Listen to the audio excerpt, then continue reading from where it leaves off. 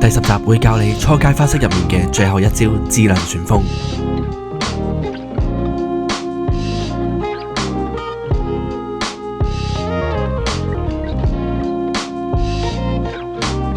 首先直拋搖搖，伸出左手食指放喺繩嘅後面，然後將搖搖吊高再上繩。上繩後，右手食指要放喺搖搖繩中間嘅前面，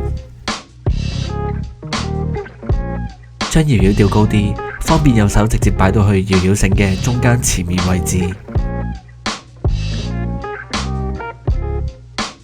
跟住右手固定唔好喐，左手以右手為軸心向前轉動，從而帶動搖搖向前轉動。最後還原上繩動作，釋放右手食指嘅捲繩，回收搖搖。